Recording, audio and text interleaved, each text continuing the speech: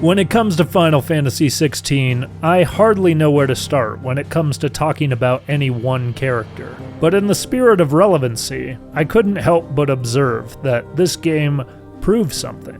It proves that when handled seriously, and in good faith, a diversity of sexual orientations can exist in a piece of art without it feeling like a pandering adherence to modern DEI expectations. Unsurprisingly, it took an Eastern studio to make it happen. In fact, Eastern developers have had more or less a monopoly on video game fantasy that takes itself seriously lately. So, it's unsurprising. In this video essay, I would like to focus on the character of Dion, his character traits, motives, and conflicts. This conflicted prince is a perfect example to point to of a character whose sexual preferences deviate from what is stereotypically thought of in a regal, conventionally attractive heir to a monarchy society. The beautiful thing is that this works because of the in-depth humanizing of this character writing. This writing really drives home the fact that sexuality is actually a fairly small part of anyone's identity. And while an important aspect of a person's experience, it is not indicative of the character traits that make them relatable and ethical. In fact, I would say in this case, it is a really good example of the complexity of human affection and where people seek it from. Join me as I dig into one of the most well-written characters in the game. Oh, and also, huge spoilers for Final Fantasy XVI. One thing this game is extremely good at is introducing characters in a way that really expresses the core elements of their personality and physical prowess. The first time we see Dion, he is leading an army against King Barnabas and his troops. King Barnabas is revealed to be the most powerful foe in the game next to the main antagonist. So the fact that Dion and his icon can go toe-to-toe with this monster of a demigod reveals much about his physical abilities. It also highlights one of the key attributes about his character, that characteristic being that he is above all else a protector. He is a protector of his people and a protector of his royal bloodline.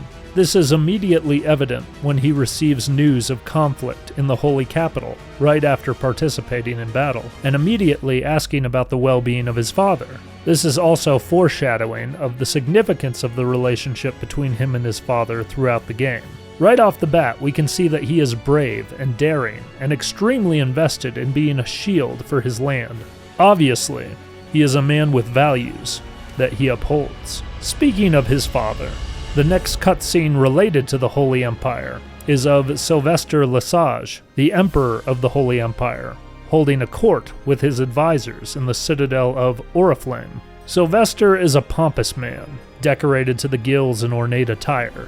His mannerisms spew arrogance and self-importance. He holds in his hand a white flower symbolizing the authority of the Emperor and his familial line. This visual will play out continuously as a reference to him in relation to Dion. The first thing we hear out of his mouth is a suggestion to break a treaty with allies in the south in order to conquer more land so that they can grow crops. He goes on to speak of how his assembly is not able to make hard leadership decisions in the midst of both being in war and needing to feed citizens and incoming people groups fleeing the ever-expanding blight on the land. He goes on to talk about being servants of the people. So we get kind of a complex glimpse of the role of a monarch. You're not sure as the player if you agree with his mentality or not, but you can see that there is room for nuance, and that he is trying to do what he at least thinks is right for his people. This is actually a really good setup to understand the downfall of this character, and how he could be manipulated into immoral action later in the plot. Once again, a good example of introducing a character, and their mentality. Later on in the seat of the Imperial Court, we get to see the whole family dynamic, as Dion stands before the Emperor, his queen, and his younger brother. Now, it is incredibly important to note that this queen, Anabella Rossfield, is the mother of our protagonist, Clive, and his brother Joshua. She betrayed her former husband to his death and abandoned her children in order to seek a higher bloodline to produce children of higher blood and status. She is the definition of a ruthless traitor, and the epitome of a maternal narcissist. A conversation is initiated by the same council who is present, speaking of strategically engaging in battle until peace is negotiated. Dion, expressing concerns related to what we've seen established before, questions what would become of their people if the battle was to approach their city. This is the writing doubling down on his identity as a protector. At the same time, we see a juxtaposition between him and his father, when Sylvester says, "There will be losses, it is true. Yet for every citizen who falls, another can be bred. For every home that burns, another can be built. The Empire will live on." We see once again a ruthlessness to his father's leadership choices, but something feels even more off in his passivity towards the lives of citizens. This seems in stark contrast to the last scene that we saw him in. This contradiction is very clearly put here to get the audience's attention, and to set up what is ultimately an extremely sinister and tragic story. A story that Dion will of course be at the center of. This suspicion that the audience should have is targeted very obviously towards Anabella, as Dion gives her a knowing glance before disembarking to fulfill his father's wishes. As Dion leaves, the Emperor asks his servants what his astrologers have seen in the stars. The servant speaks of treachery plotted by Dion. If we didn't suspect already that the Emperor was being somehow manipulated, we can definitely confirm that now. This sets up a very complex circumstance for Dion. Now that we've touched on the core of Dion's identity, we can stray into his more authentic emotional side. In the midst of preparing for conflict, he confides in his second-in-command, Terrence. "I beg you to call on Bahamut only as a last resort. His strength comes at too great a cost." The Empire agreed to an armistice with the Republic, and yet the Emperor still plots its ruin. For now, the Dalmecs suspect nothing, and as long as I can hold their gaze, war need not be inevitable.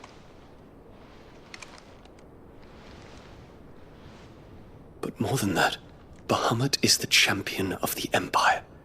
When our people look to the heavens, the sight of him gives them hope.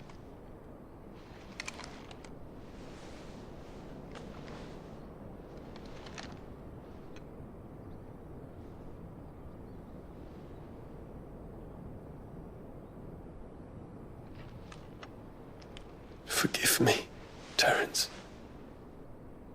Would that you were my master. But alas. I will always be your loyal servant. This is obviously where we get to see Dion's sexual preference. It's so well written that one would hardly even suspect it. The reason for this is because what we witness was simply a normal progression of two people who have grown close to one another due to circumstances, supporting each other in the midst of life's hardships. It's not flamboyant, it's not ham-fisted, it's simply a logical relationship dynamic given the circumstances. If you're going to show someone in a same-sex relationship, this is the best way to normalize it, as being something far more impactful than a fetish or a lifestyle. Furthermore, the plot begins to thicken as Dion receives word that his younger brother has been crowned the new Emperor of the Holy Empire. In the midst of this, we get more symbolism of the relationship between him and his father through the flower.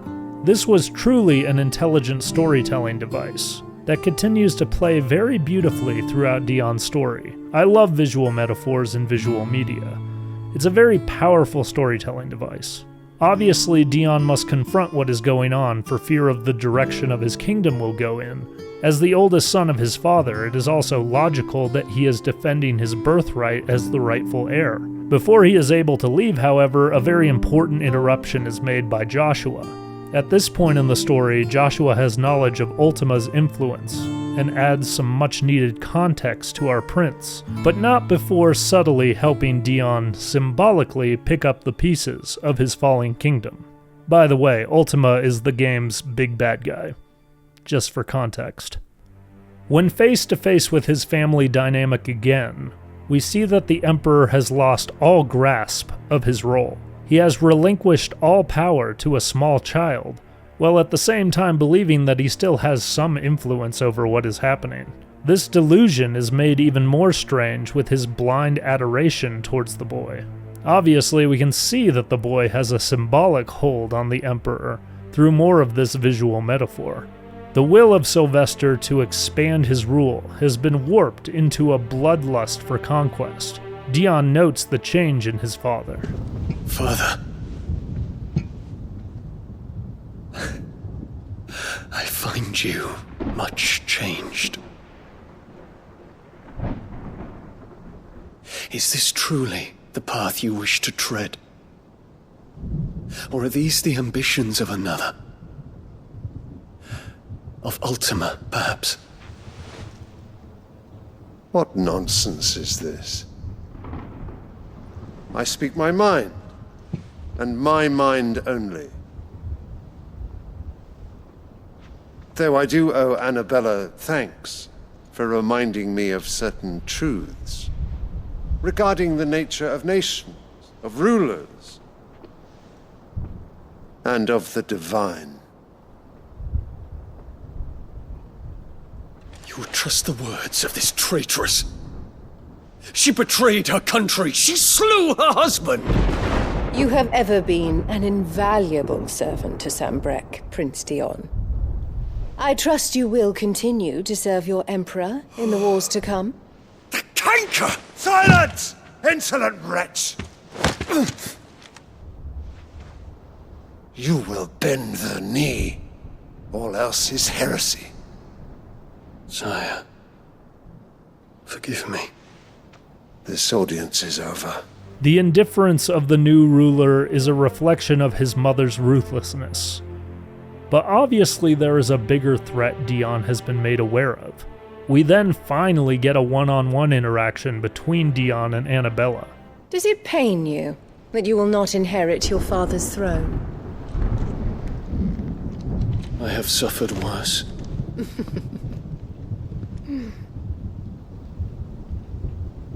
Count your blessings, Dion. For a base-born child to be chosen by Bahamut is miracle enough. You have risen high on his wings, but you shall rise no higher, lest your impure blood stain the throne. What do you know of my blood?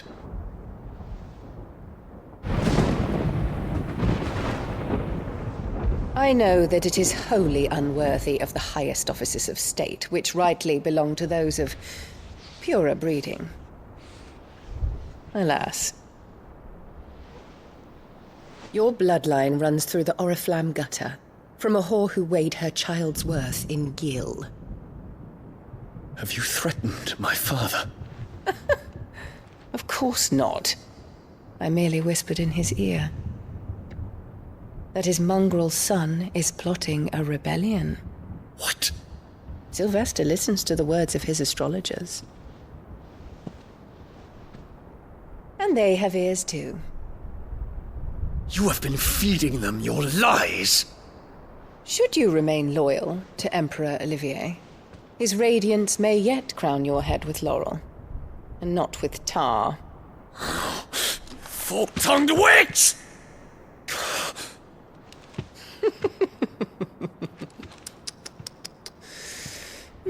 In consideration of your long years of service to the Empire, I shall forgive this uncharacteristic rudeness. Now hurry and make ready, Your Imperial Highness. Emperor Olivier expects much of you, Dion. Or should I say, of Bahamut. May your fire reduce his enemies to ash, till all of Valisthea bows to its rightful ruler. We end this interaction with more symbolic indifference to the authority of the Emperor. Within this exchange, we gain some actual important insight into some of the rationale of Dion's father. In the following interaction with Joshua, Dion claims that his father's will is indeed his own. Physical mind control is not necessarily in play, but an even more powerful controlling of the mind is convincing Sylvester to actually change his fundamental beliefs about Dion. I think it is notable to point out that some of the justification for this convincing has to do with Anabella using a form of discrediting. We learn from what she says that Dion is a bastard child, which makes it easier to pit the Emperor against him in an elitist idea of a purer bloodline. But when it comes to lineage, there is possibly something left unsaid here. Perhaps one of the reasons that Dion's father is willing to relinquish control to a younger heir has to do with his sexual orientation. This is not explicitly stated, but it would make sense in a royal dynamic that if a prince had a gender attraction that would not lead to the continuation of the bloodline, there would be some doubt already planted there. Coupling this with Dion's birth mother not being nobility, we breed a recipe for a form of disowning. This also explains to an extent Dion's excessive attempts to win his father's affection, and his relentless history of loyalty, despite his disagreements with the Emperor's methodology at times. Dion must do something in the light of his father's legacy being destroyed. He creates a perimeter of dragoons around the city and essentially is committing an insurrection in order to save his royal lineage, and we finally get to see his heart laid bare. I am here to save you, Father. Save me? A creeping darkness hides in the heart of Sanbreque. It stems from your wife, the traitorous Anabella.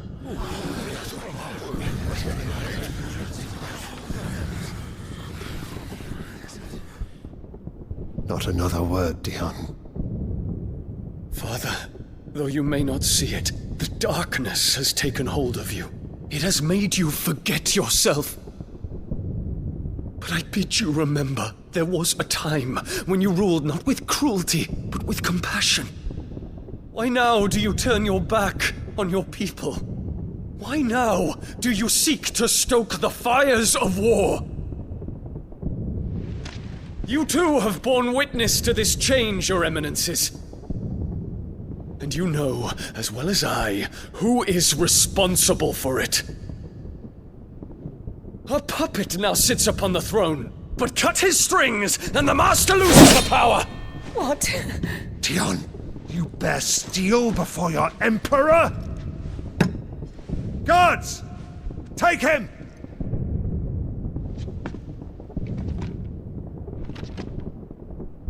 For every citizen who falls, another can be bred.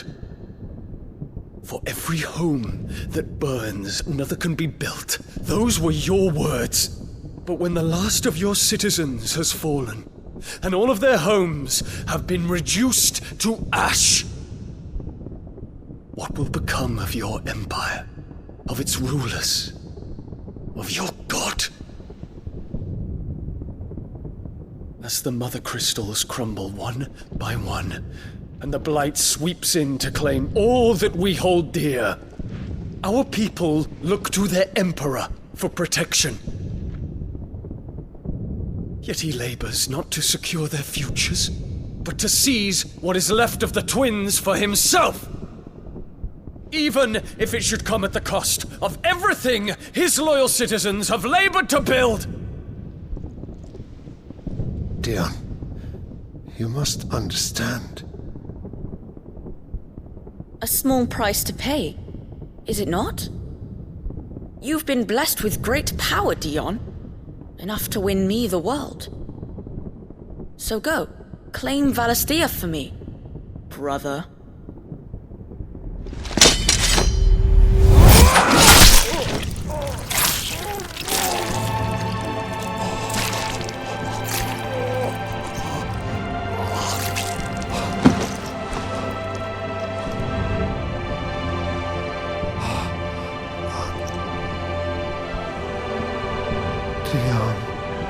Then we get to finally hear the very obvious heart of Ultima, verbalized through a child. Dion has destroyed the one he came to save. His enemy looks on with apathy as Dion's world falls apart. We then get to hear the even more heartless perspective of the true enemy. Father. Poor father. How he doted on his children. That he would die to protect me was plain. It was but a matter of when. You planned this? You did well to endure so long. But you broke in the end, as I knew you would. And now Muthos approaches. Put him to the proof. I would see if he breaks. Go, Bahamut. Kinslayer.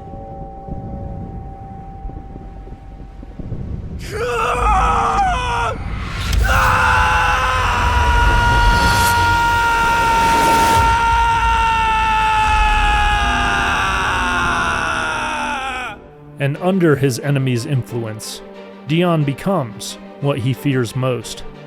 Dion's icon, Bahamut, goes into a rampage. Whether it is Ultima pulling some strings, or just the pure blood rage of a prince who has lost everything, is hard to decipher. Whatever the case, he is not himself. We can see this in the fact that the first thing he does when he transforms is rain down death upon his people.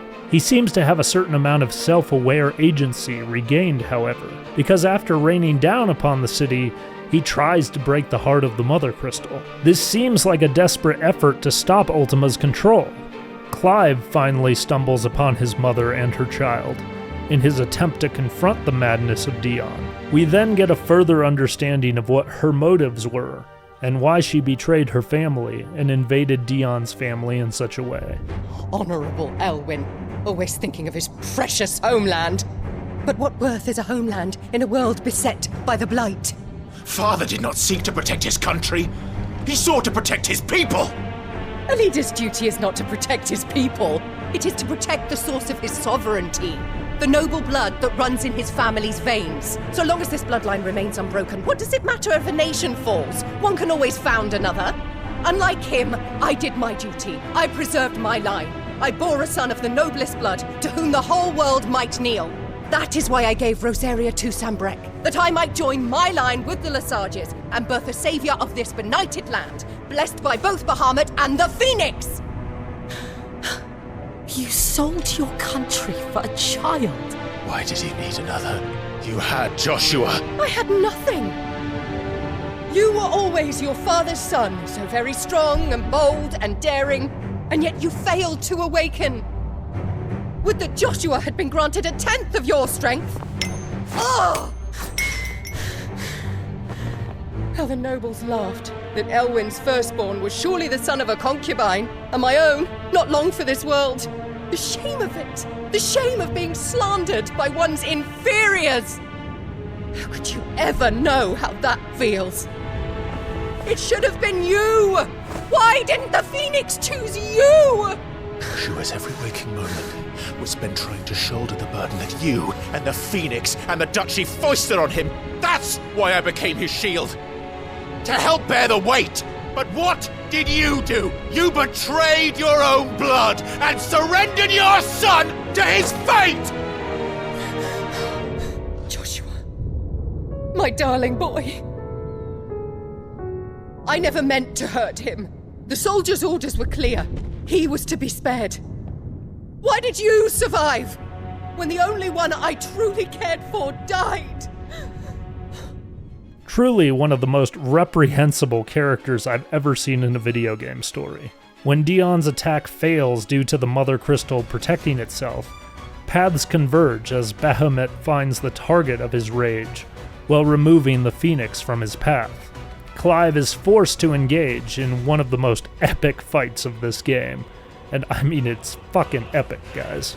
This results in a battle of titans that is fought all the way up into the atmosphere of space. It is as if the very fate of the Earth rests in the hands of Clive trying to stop this blood-raging Demi-god. In the scale of this conflict, we see that Dion is truly a worthy force to be reckoned with.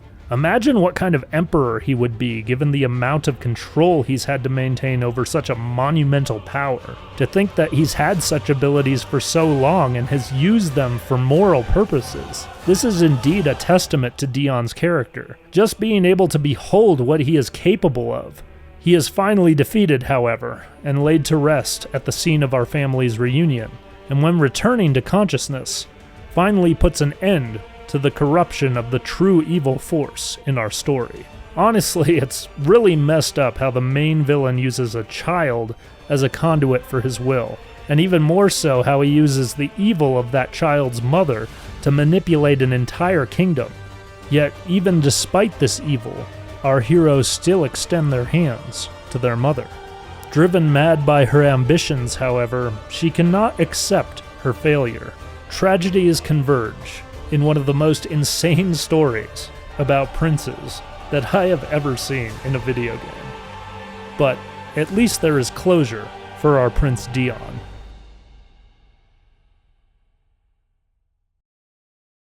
Obviously, the trauma and consequences of what just occurred is not something that can be put behind our prince, though. In a wonderful sway of pacing, the game gives us some time with Dion to reflect on what just happened. He is ironically cared for by one of his citizens who survived his bombardment, and we get a very emotional bit of self-reflection, as well as some alternative perspective from just a lowly girl.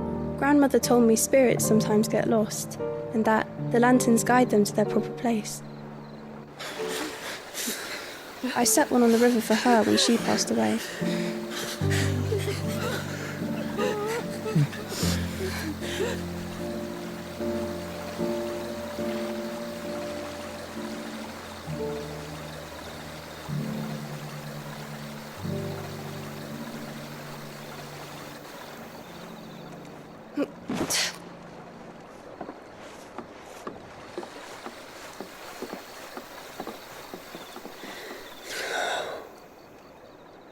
The fiend works from the shadows.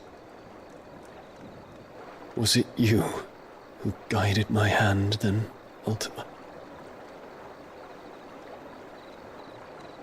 No, not you. This is my doing, my fault, my sin to bear. Not only is this a sober moment of reflection on the consequences of Dion's action, but an admission that his actions were, at least in part, his own. Not only does he have to deal with the pain of losing his family, but living with the knowledge that he failed his one true calling, to protect his people. In his attempt to atone for his sins, he joins forces with our heroes, fighting against Ultima's blight that continues to ravage the land, and assisting with the quest to destroy the last crystal. Ironically, Dion's home where he committed these sins, the kingdom of Sambrek, becomes the epicenter for Ultima's plans. Ultima consumes the city in a way that makes Bahamut's rampage look like drivel. This consuming of the city and its citizens gives Dion the ultimate reason to make defeating Ultima his last remaining purpose. For this reason, he joins Clive and Joshua in the final planning phase. And what of my wings? Lest you forget, you go to stand against a god. I would not have you succumb to fatigue before the fight begins. Ifrit, your brother mentioned that some few of the dominants who had lost their power to you were still able to prime. Is that true? It is. But their icons no longer submitted to their will. Then mine will have to be stronger. That you both might save your strength for the battle to come. You don't have to do this. If you do, there's a chance you might lose all you have left. And what have I but regret? My life ended in the Dominion. I fear death no more. Besides, I would have words with Ultima. He has much to answer for. Before their final quest, though, there is one more piece of closure that Dion must be gifted. Hippocrates, the scholar in Clive's community, used to be a mentor of Dion's, and he has something that he wants to give Dion. Still writhing in his mental wounds, Dion has this to say. No. I dare not show my face before him. Not after everything I have done. I have taken countless innocent lives. And ruined countless more. All because I was weak. I have sworn to atone for my crimes or die in the attempt. But were I to meet with him again, and see in his eyes what I have become, I fear that my resolve might falter. When finally convinced to show his face to his old mentor, a truly beautiful symbolic bow is wrapped around the end of his arc. Master Hippocrates, pray, accept my apologies for leaving your tutelage before my studies were complete. Your lessons opened my mind to a world quite unlike the one I had imagined from within the gilded confines of the palace. And I shall be forever grateful for the efforts you made to enlighten me. Lift up your head, Your Highness. The deeds of youth require no apology. That you took the time to visit me says much about the man you have become. Now, there is something I would like to show you.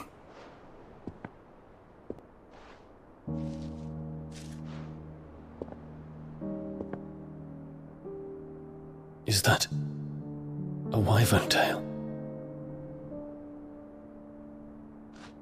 The color is unfamiliar to me. Because it is unique to those found in the wild.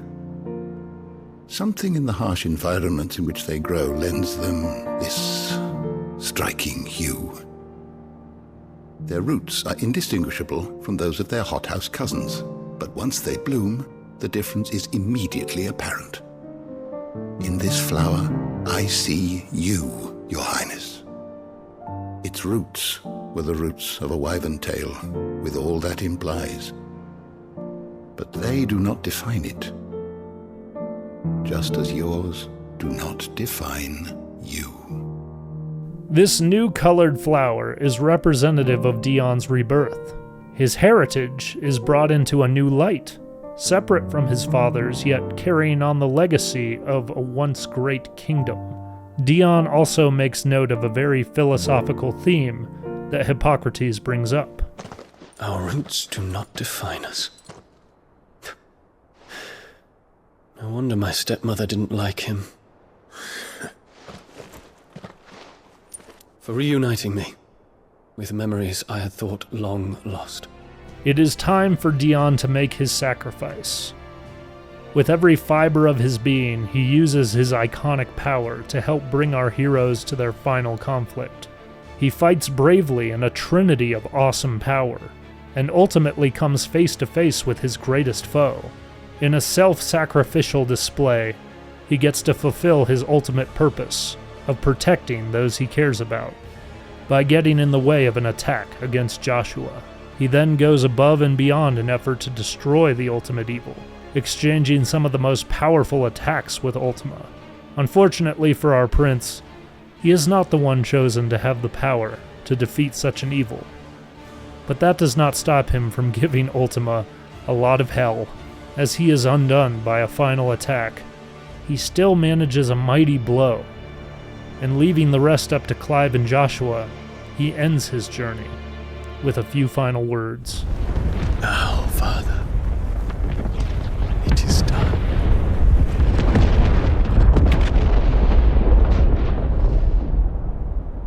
Dion may not be the central figure in this game, but he takes on such an integral role. He is the expression of love and sacrifice that truly showcases what leadership should look like.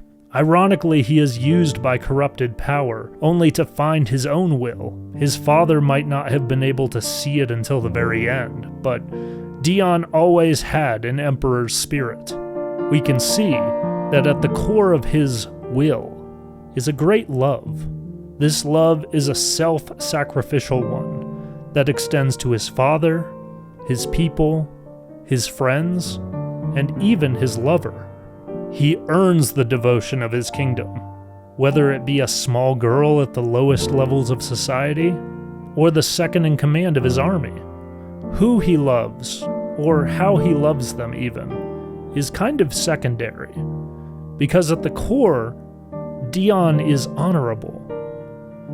His will is for the betterment of others, and as a result, others adore and follow him. He is chastised for his roots from people who only look at the superficial aspects of identity. But despite his roots, he grows into a beautiful flower. And yeah, that kind of has some gay connotation to it, but it fits perfectly with this whole character here. In the memory of such a flower, let's leave this video with some words from his former mentor. Were it not for you, I fear I might never have found the right moment to speak with him. Not to mention the wyvern tales. I shall plant their seeds, that I might not disappoint His Highness upon his return.